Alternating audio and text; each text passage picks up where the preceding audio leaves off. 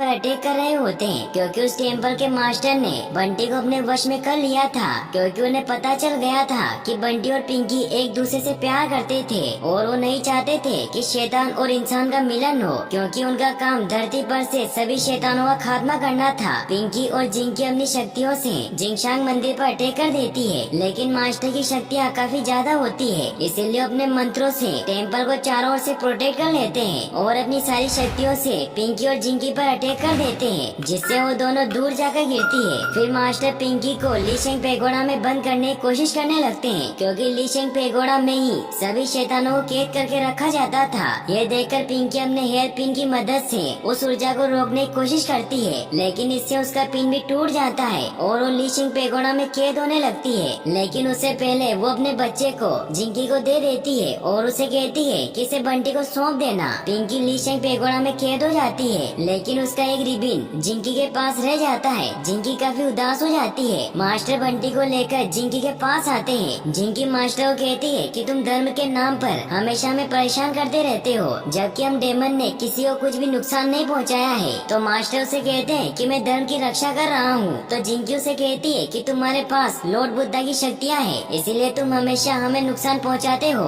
तो मास्टर उसे कहते हैं कि तुम यहाँ से चली जाओ, मैं तुम्हें नहीं मारता। यह कहकर मास्टर वहाँ से जाने लगता है। तो जिंकी बंटी को बच्चा सौंपकर मास्टर पर अटैक करने लगती है। यह देखकर मास्टर जिंकी को अपने मंत्रों की मदद से पकड़ लेते हैं और उसे पुनर्जन्म से पहले की दुनिया निर्वाणा में भेजने की कोशिश करते हैं। लेकिन जैसे ही मास्टर अपने मंत्रों का इस्तेमाल करते हैं, तो जिंकी के अंदर से अजीब सी ग्रीन एनर्जी निकलने लगती है, जो उसे कहीं ले जाती है। यह देखकर मास्टर बहुत हैरान हो जाते हैं। फिर हमें दिखाया जाता है कि जब जिंकी की आँख खुलती है, तो वो देखती है कि वो सिटी में पहुंच गई है, लेकिन वहाँ आसपास कोई नहीं होता, जिससे उसे लगता है कि वो भी लीशेंग पेगोडा के अंदर आ गई है। इसीलिए अपनी सिस्टर को आवाज लगाने लगती है, लेकिन तभी वहाँ एक बड़ा सा राक्षस उसकी तरफ आने लगता है। जिंकी उस राक्षस पर अपनी पावर से अटैक करने की कोशिश करती है, लेकिन वो देखती है कि उसकी पावर चली गई है और वो एक नॉर्मल इंसान बन गई है। राक्षस जिंकी पर अटैक कर देता है। ये देखकर जिंकी किसी तरह से बचकर वहाँ से भागने लगती है, लेकिन वो राक्षस अभी भी उसके पीछे होता है। भागते भागते जिंकी को एक लड़की दिखाई देती है, जो जिंकी को उससे बचाने के लिए उस राक्षस पर गोली चलाती है, लेकिन वो राक्षस उन गोलियों के वार से बच जाता है। यह देखकर वो दोनों वहाँ से भागने लगते हैं, लेकिन वो दोनों एक पार्किंग लॉट में जाकर फंस जाते हैं। वो राक्षस उन्हें मारने के लिए उन पर अटैक करने लगता है, लेकिन तभी वहाँ एक मास्क वाला आदमी उस राक्षस के ऊपर 2-3 गाड़ियाँ गिरा देता है, जिससे वो राक्षस उन गाड़ियों के अंदर दब जाता है और वो मास्क वाला आदमी जिंकी और उस लड़की को बचाकर वहाँ से निकल जाता है। वो उन्हें एक सेफ जगह पर छोड़ देता है। तभी जिंकी आसमान में स्नेक का स्टेचू देखती है। तभी वो लड़की जिंकी को बताती है कि मेरा नाम सोफी है। फिर सोफी उसे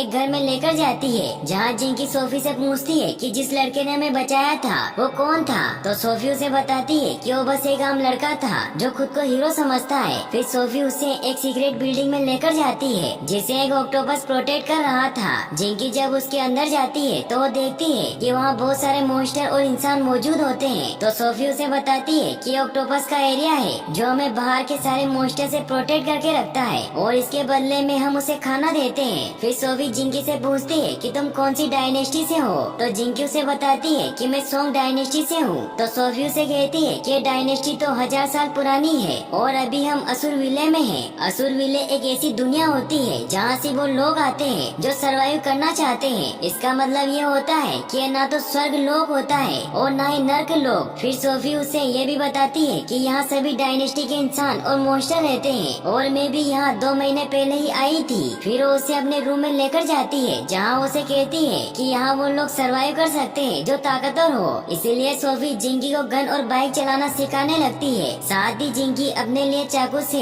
एक स्पेशल हथियार भी बना लेती है, और अब जिंकी कुछ ही दिनों में बाइक और गन चलाना सीख जाती है। तभी एक दिन अचानक बुलेट मॉन्स्टर का लीडर विलियम अपने सभी मॉन्स्टर के साथ उस बिल्डिंग पर कब्जा करने के लिए आ जाता है, जिसमें जिंकी और सोफी रहा करते थे, क्योंकि उन्हें कहीं से खबर मिल गई थी कि इस बिल्डिंग में इंसान और डेमन छिपे हुए हैं। यह देखकर सोफी और जिंकी अपना सामान लेकर वहाँ से निकलने लगते हैं। तभी बुलेट मॉन्स्टर उस बिल्डिंग के अंदर घुस आते हैं और उस ऑक्टोपस को भी पकड़ लेते हैं। यह देखकर जिंकी और सोफी उनसे बचने के लिए रूफ पर चले जाते हैं। तभी वहाँ एक दूसरे मॉन्स्टर की गैंग भी आ जाती है, जिसका लीडर साइमन नाम का एक आदमी था, क्योंकि उन दोनों गैंग के बीच में हमेशा लड़ाई चलती रहती थी। इसीलिए उन दोनों गैंग के लीडर आज भी लड़ाई का ऐलान करते हैं। वहीं सोफी और जिंकी रूफ पर रखी अपनी बाइक से भागने की कोशिश करती है, लेकिन कुछ मॉन्स्टर उन्हें देख लेते हैं और उन्हें मारने के लिए उनके पीछे बढ़ जाते हैं और उनकी बाइक पर अटैक कर देते हैं, जिससे जिंकी और सोफी उन दोनों गैंग के बीच में जाकर गिरते हैं। तभी उनका पीछा करने वाला राक्षस वहाँ आकर सोफी को जान से मार देता है। यह देखकर जिंकी को बहुत ज्यादा गुस्सा आता है और उस मॉन्स्टर पर हमला करके उसे जान से मार देती है। यह देखकर कुछ और बुलेट मॉन्स्टर जिंकी को मारने के लिए आगे बढ़ते हैं, लेकिन तभी साइमन जिंकी को बचा लेता है। तभी हमें यहाँ ये भी पता चलता है कि वो मास्क वाला आदमी जिंकी पर नजर रख रहा होता है। दोनों गैंग के लीडर फाइट का ऐलान करते हैं। तभी वहाँ अचानक बहुत तेज तूफान चलने लगता है और उस तूफान के बीच में से ग्रीन क्रिएचर निकलकर बाहर आने लगते हैं। यह देखकर दोनों गैंग वहाँ से भागने लगती है। जिंकी को कुछ समझ नहीं आता, लेकिन जब वो ग्रीन क्रिएचर इंसान और डेमन को बाइट करके अपने जैसा बनाने लगते हैं तो जिंकी भी उनसे बचकर वहाँ से भागने लगती है। तभी साइमन वहाँ आकर जिंकी को बचाकर अपने साथ ले जाता है। फिर हमें साइमन की गैंग को दिखाया जाता है, जिसके बहुत से राक्षस घायल हो गए थे। इसीलिए कुछ राक्षस साइमन को कहते हैं कि पहले ग्रीन क्रिएचर महीने में सिर्फ एक बार आया करते थे, लेकिन अभी हर 2-3 दिन में हम पर हमला करते हैं। इसीलिए अब हमें अपनी गैंग मजबूत करने के लिए इंसानों को अपनी गैंग से हटा देना चाहिए। इससे साइमन को बहुत गुस्सा आ जाता है और वो सभी को कहता है कि मैं भी एक इंसान हूँ। फिर साइमन की गर्लफ्रेंड सभी को कहती है कि अगर साइमन नहीं होता तो तुम में से कोई भी जिंदा नहीं होता, क्योंकि साइमन ने ही तुम्हें उन राक्षसों से बचाया था। तभी एक डेमन गर्ल जिंकी पर अटैक करने लगती है, क्योंकि उसे लगता था कि वो कमजोर इंसान है, लेकिन जिंकी उस डेमन गर्ल पर अटैक करके उसे ही पकड़ लेती है। तभी साइमन की गर्लफ्रेंड साइमन को बताती है कि हमारे पास फ्यूल खत्म हो गया है। तो साइमन उसे कहता है कि सुबह तक वो आत्माएं वापस चली जाएगी, तब मैं जिंकी के साथ ऑल गुड मार्केट जाकर फ्यूल लेकर आ जाऊंगा। फिर अगली सुबह साइमन जिंकी के साथ ऑल गुड मार्केट की तरफ निकल जाता है। तभी रास्ते में कुछ डेमन उन पर अटैक करने लगते हैं। यह देखकर साइमन जिंकी को ड्राइव करने को कहता है और वो खुद उन डेमन से लड़ने लगता है, लेकिन उन डेमन की संख्या काफी ज्यादा होती है। इसीलिए साइमन फुल स्पीड में कार चलाकर वहाँ से निकलने लगता है। वो धीरे धीरे सभी मॉन्स्टर से बचकर ऑल गुड मार्केट की सीमा में पहुँच जाते हैं और डेमन उनका कुछ नहीं बिगाड़ पाते, क्योंकि ऑल गुड मार्केट में लड़ाई करने की मनाही थी। फिर साइमन जिंकी को लेकर ऑल गुड मार्केट के अंदर जाता है, जहाँ जाने से पहले उनके सारे हथियार ले लिए जाते हैं। और जब साइमन और जिंकी मार्केट में पहुँचते हैं तो वो देखते हैं कि वहाँ पहले से ही बहुत से मॉन्स्टर शॉपिंग कर रहे थे। साथ ही वहाँ पर वो मास्क वाला आदमी भी होता है जो वहीं पर काम किया करता था। तभी वहाँ उस मार्केट की ओनर भी आ जाती है, जो और कोई नहीं बल्कि वही डेमन फॉक्स थी। जिंकी उस डेमन फॉक्स से पूछती है कि हम इस असुर विले में क्या कर रहे हैं। तो फॉक्स डेमन उसे बताती है कि यहाँ वो इंसान और डेमन आते हैं जो पुनर्जन्म नहीं लेना चाहते, इसीलिए इस असुर विले को बनाया गया है। और यहाँ जितने भी इंसान या डेमन हैं, उनके पास अपने याद करने वालों की कोई एक न एक चीज जरूर है जिससे वो बहुत ज्यादा अटैच्ड है। जैसे कि तुम्हारे पास तुम्हारी बहन का रिबिन है। तो जिंकी उस डेमन फॉक्स से पूछती है कि मैं इस जगह से कैसे निकल सकती हूँ। तो डेमन फॉक्स उन्हें एक तालाब के पास लेकर जाती है, जहाँ वो उसे बताती है कि अगर तुमने इस तालाब में गोता लगाया तो तुम इस असुर विले से बचकर बाहर निकल सकती हो। लेकिन इस पानी में कूदना उतना भी आसान नहीं है, क्योंकि तुम जैसे ही इस पानी में कूदोगी तो तुम्हारे अंदर से उस इंसान की सारी यादें मिट जाएगी, जिससे तुम बहुत ज्यादा अटैच्ड थे।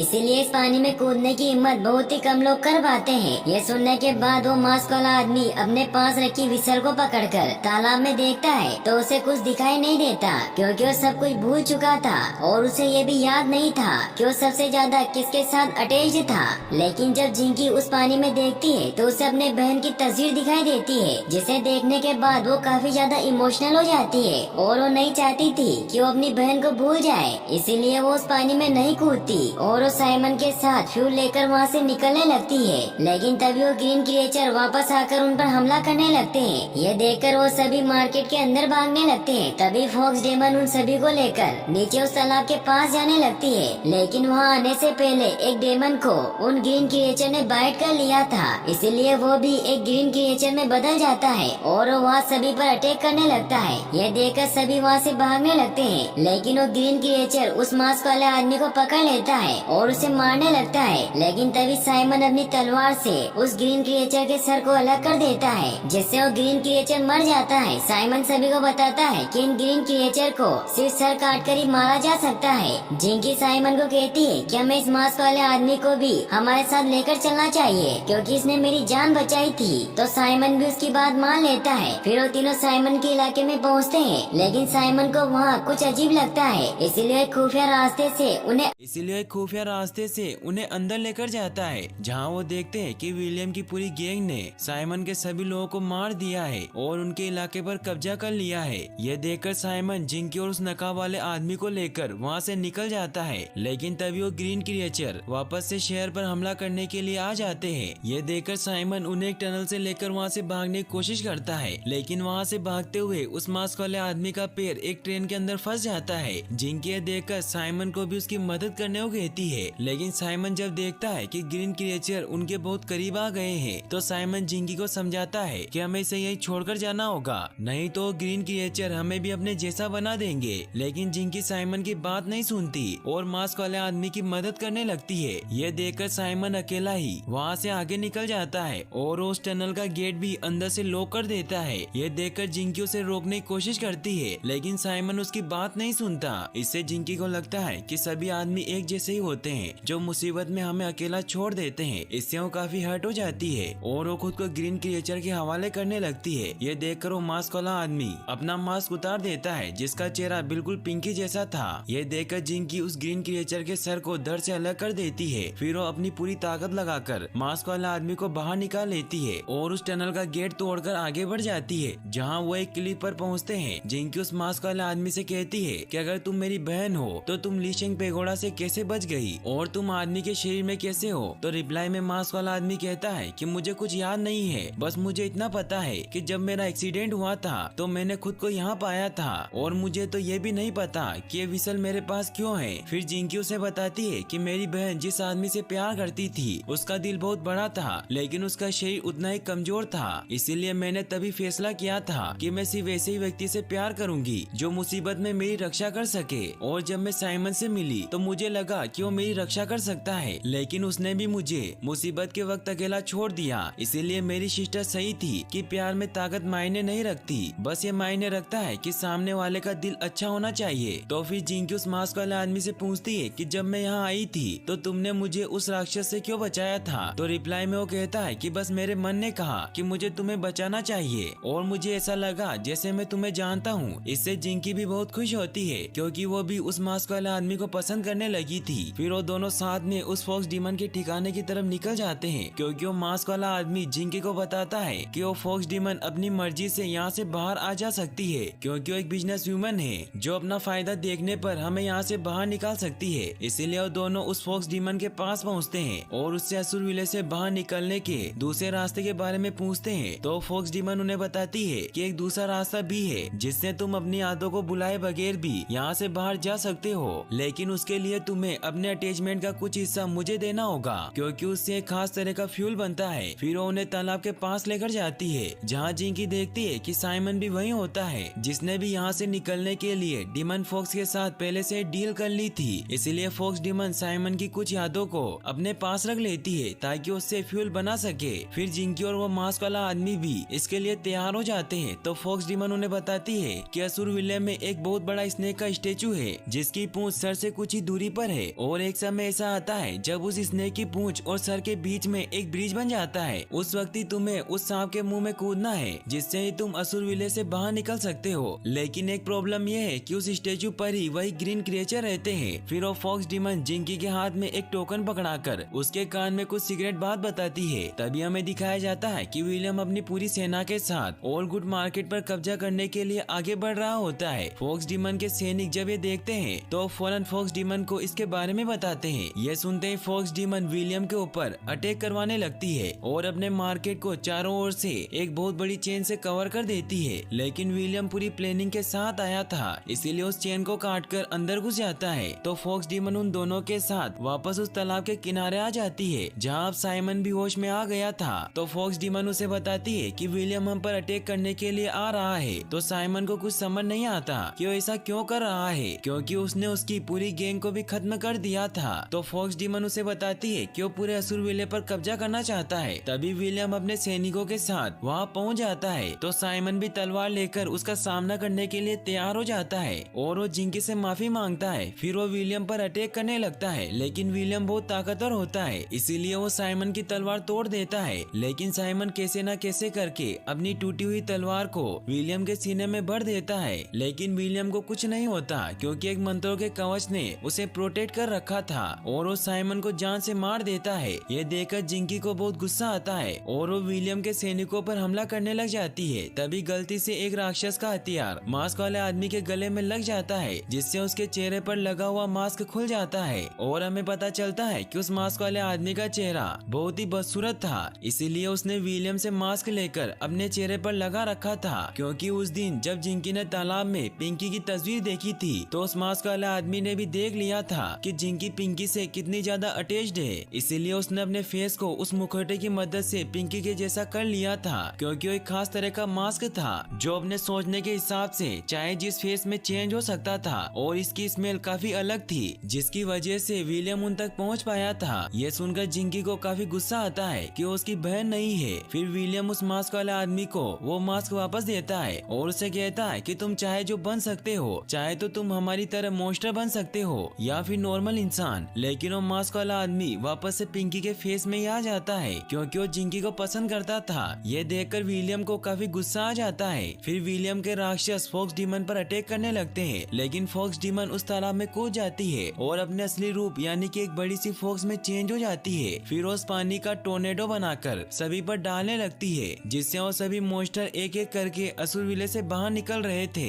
साथ ही विलियम भी उस पानी के अंदर डूब जाता है, लेकिन फॉक्स डीमन मास्क वाले आदमी और जिंकी को एक बोर्ड दे देती है और उन्हें सेफली बाहर निकाल देती है, जिससे वो मास्क वाला आदमी और जिंकी बहते हुए किनारे पर पहुंच जाते हैं, जहां जिंकी उस मास्क वाला आदमी से पूछती है कि तुम मुझे सच सच बताओ कि तुम कौन हो। तो वो मास्क वाला आदमी उसे बताता है कि जब मेरी पहली बार यहाँ आँख खुली थी तो मुझे कुछ भी याद नहीं था, लेकिन मुझे पहली नजर में तुमसे प्यार हो गया था, लेकिन तुम्हें तो सिर्फ स्ट्रॉन्ग मैन ही पसंद है, इसीलिए मैंने उस जादुई मास्क से तुम्हारी बहन का चेहरा बना लिया था ताकि मैं तुम्हारे और करीब आ सकूं। ये सुनकर जिंकी उसे कहती है कि मैं गलत थी, जो मैं स्ट्रॉन्ग मैन का इंतजार कर रही थी, लेकिन अब मैं समझ गई हूँ कि मुझे खुद को स्ट्रॉन्ग बनाना चाहिए था और अब मैं असुर विले से बाहर जाकर मास्टर को मार दूंगी। फिर वो दोनों उस स्टेचू की तरफ बढ़ने लगते हैं। वहीं हमें दिखाया जाता है कि विलियम अपने कवच की वजह से बच गया था, लेकिन उसके सभी मॉन्स्टर मारे गए थे, इसीलिए वो उस मास्क की स्मेल से उनकी तरफ बढ़ने लगता है। वहीं जिंकी उस मास्क वाले आदमी को बताती है कि मुझे फॉक्स डीमन ने बताया था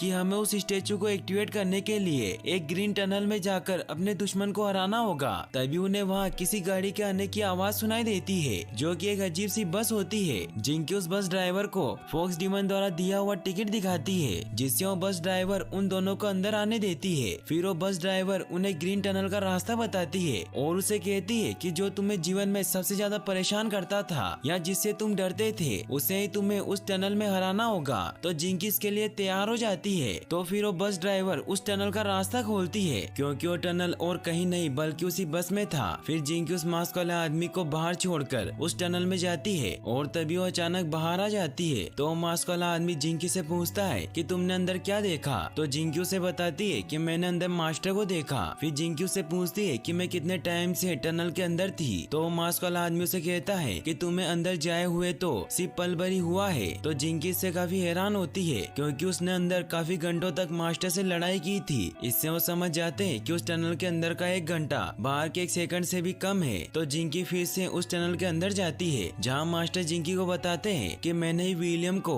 असुर विले में भेजा था ताकि वो सभी डीमन और इंसानों को मारकर उनका पुनर्जन्म कर सके, और मैंने उसे एक कवच दिया था ताकि उसे कोई मार न सके और वो सभी डीमन को मारकर उनका पुनर्जन्म करवा सके, जिससे सभी डीमन इंसान में बदल जाए। लेकिन विलियम ने मेरी बात नहीं सुनी और उसने पूरे असुर विले पर कब्जा करने के लिए अपनी ही एक गैंग बना ली। ये सुनकर जिंकी को गुस्सा आ जाता है, क्योंकि वो पुनर्जन्म नहीं लेना चाहती थी, इसीलिए अपनी ताकत का इस्तेमाल करके मास्टर को मारने की कोशिश करती है। लेकिन मास्टर बहुत ज्यादा ताकतवर होते हैं, इसीलिए वो उसे हराकर बाहर फेंक देते हैं। लेकिन जिंकी हार नहीं मानती और बार बार उस टनल में जाने लगती है, जिससे अब उसकी ताकतें भी धीरे धीरे बढ़ रही थी। लेकिन अभी भी मास्टर काफी ज्यादा ताकतवर थे, इसलिए वो बार बार जिंकी को हरा दे रहे थे। जिंकी को टनल में लड़ाई करते करते काफी साल गुजर जाते हैं, लेकिन टनल से बाहर अभी भी कुछ ही घंटे बीते थे, मगर जिंकी अभी भी मास्टर को हरा नहीं पाई थी। वहीं दूसरी तरफ विलियम उस मास्क की स्मेल को सूंघकर उस बस का पीछा कर रहा होता है। वहीं जिंकी जब वापस उस टनल में जाती है तो वो देखती है कि टनल में अब 20 साल गुजर गुजर गए थे और अब मास्टर बहुत ही बूढ़े और कमजोर हो चुके थे। इसीलिए जिंकी अपनी सारी पावर का इस्तेमाल करके मास्टर पर अटैक कर देती है और इस बार मास्टर कमजोर होने की वजह से जिंकी से हार जाते हैं। ये देखकर जिंकी अपनी पावर का इस्तेमाल करके लीशेंग पेगोडा को भी डिस्ट्रॉय कर देती है और अब मास्टर भी मुक्ति ले लेते हैं। वहीं दूसरी तरफ दिखाया जाता है कि जैसे ही मास्टर मुक्ति लेते हैं तो विलियम ने अंदर क्या देखा तो जिंकी उसे बताती है कि मैंने अंदर मास्टर को देखा। फिर जिंकी उसे पूछती है कि मैं कितने टाइम से टनल के अंदर थी तो मास्क वाला आदमी उसे कहता है कि तुम्हें अंदर जाए हुए तो सिर्फ पल भर ही हुआ है। तो जिंकी इससे काफी हैरान होती है क्योंकि उसने अंदर काफी घंटों तक मास्टर से लड़ाई की थी। इससे वो समझ जाते हैं कि उस टनल के अंदर का 1 घंटा बाहर के 1 सेकंड से भी कम है। तो जिंकी फिर से उस टनल के अंदर जाती है जहाँ मास्टर जिंकी को बताते हैं कि मैंने ही विलियम को असुर विलय में भेजा था ताकि वो सभी डीमन और इंसानों को मारकर उनका पुनर्जन्म कर सके और मैंने उसे एक कवच दिया था ताकि उसे कोई मार न सके और वो सभी डीमन को मारकर उनका पुनर्जन्म करवा सके जिससे सभी डीमन इंसान में बदल जाए। लेकिन विलियम ने मेरी बात नहीं सुनी और उसने पूरे असुर विलय पर कब्जा करने के लिए अपनी ही एक गैंग बना ली। ये सुनकर जिंकी को गुस्सा आ जाता है क्योंकि वो पुनर्जन्म नहीं लेना चाहती थी, इसीलिए अपनी ताकत का इस्तेमाल करके मास्टर को मारने की कोशिश करती है। लेकिन मास्टर बहुत ज्यादा ताकतवर होते हैं इसीलिए वो उसे हराकर बाहर फेंक देते हैं। लेकिन जिंकी हार नहीं मानती और बार बार उस टनल में जाने लगती है जिससे अब उसकी ताकतें भी धीरे धीरे बढ़ रही थी। लेकिन अभी भी मास्टर काफी ज्यादा ताकतवर थे इसलिए वो बार बार जिंकी को हरा दे रहे थे। जिंकी को टनल में लड़ाई करते करते काफी साल गुजर जाते हैं लेकिन टनल से बाहर अभी भी कुछ ही घंटे बीते थे मगर जिंकी अभी भी मास्टर को हरा नहीं पाई थी। वहीं दूसरी तरफ विलियम उस मास्क की स्मेल को सूंघकर उस बस का पीछा कर रहा होता है। वहीं जिंकी जब वापस उस टनल में जाती है तो वो देखती है कि टनल में अब 20 साल गुजर गए थे और अब मास्टर बहुत ही बूढ़े और कमजोर हो चुके थे। इसीलिए जिंकी अपनी सारी पावर का इस्तेमाल करके मास्टर पर अटैक कर देती है और इस बार मास्टर कमजोर होने की वजह से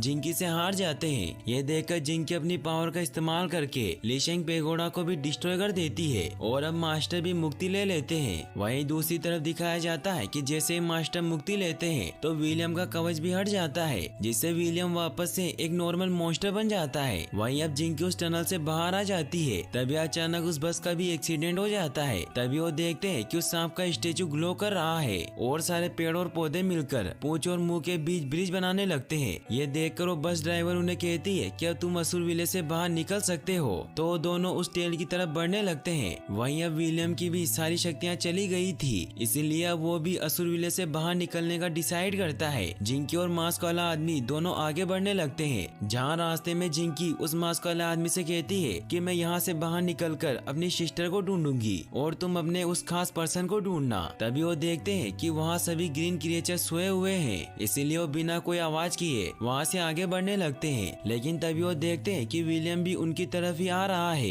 ये देखकर वो बहुत स्पीड में आगे बढ़ने लगते हैं लेकिन तभी अचानक वो सारे ग्रीन क्रिएचर जागृत हो जाते हैं और वो उन तीनों को रोकने के लिए उनकी तरफ बढ़ने लगते हैं। ये देखकर वो तीनों वहाँ से भागने लगते हैं लेकिन एक ग्रीन क्रिएचर विलियम को बाइट कर लेता है जिससे विलियम धीरे धीरे ग्रीन क्रिएचर में बदलने लगता है जिससे वो और तेजी से उस सांप के मुंह की तरफ जाने की कोशिश करता है। वहीं जिंकी और वो मास्क वाला आदमी साथ में उस सांप के मुंह की तरफ जंप लगा देते हैं लेकिन तभी विलियम उन दोनों को पकड़ लेता है क्योंकि वो पूरी तरीके से ग्रीन क्रिएचर में चेंज हो चुका था जिससे वो तीनों नीचे गिरने लगते हैं। तभी वो मास्क वाला आदमी विलियम को उसे काटने देता है जिससे वो मास्क वाला आदमी मौका पाकर विलियम को जान से मार देता है। फिर वो मास्क वाला आदमी और जिंकी साथ में नीचे गिरने लगते हैं। जिंकी काफी सैड हो जाती है। तभी ग्रीन क्रिएचर बनने की वजह से उस मास्क वाले आदमी के पर निकल आते हैं और वो फुल स्पीड में जिंकी को लेकर ऊपर बढ़ने लगता है क्योंकि अभी तक उसका सर ग्रीन क्रिएचर में चेंज नहीं हुआ था और वो किसी भी हाल में जिंकी को बाहर भेजना चाहता था।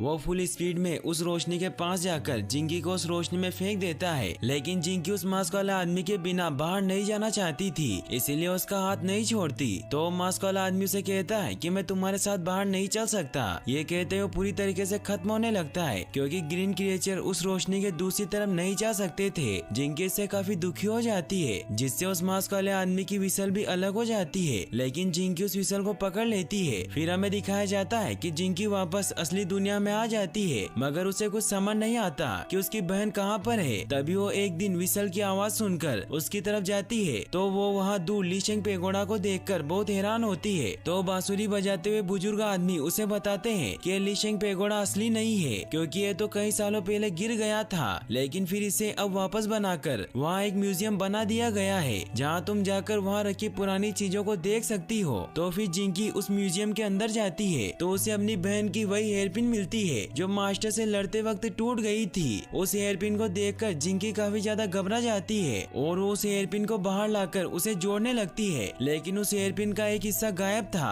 तभी उसे उस मास्क वाले आदमी के विसल से उस हेयरपिन का आखिरी टुकड़ा मिलता है, जिसे जोड़ते ही वो हेयरपिन पहले जैसी हो जाती है। इससे जिंकी समझ जाती है कि वो मास्क वाला आदमी और कोई नहीं बल्कि उसकी बहन पिंकी ही थी, जो पहले ही लीशिंग पेगोडा से बाहर आकर असुर विले में पहुंच गई थी, लेकिन वो काफी बार सरवाइव ना कर पाने के कारण बार बार मर रही थी। लेकिन उसे मुक्ति नहीं मिली क्योंकि वो जिंकी से काफी ज्यादा अटैच्ड थी। लेकिन जब उसका जन्म मास्क वाले आदमी के रूप में हुआ था, तो जब वो असुर विले में पहुंची तो उसे कुछ याद नहीं था, लेकिन वो जिंकी से अटैचमेंट महसूस कर रही थी, इसलिए उसने जिंकी को भी हर बार बचाया और एंड में भी उसने जिंकी को अपनी जान पर खेलकर असुर विले से बाहर निकाला। इससे जिंकी काफी इमोशनल हो जाती है। तभी वो हेयरपिन ग्लो करने लगती है और पिंकी की आत्मा वापस से पुनर्जन्म ले लेती है और यहीं पर ये मूवी एंड हो जाती है।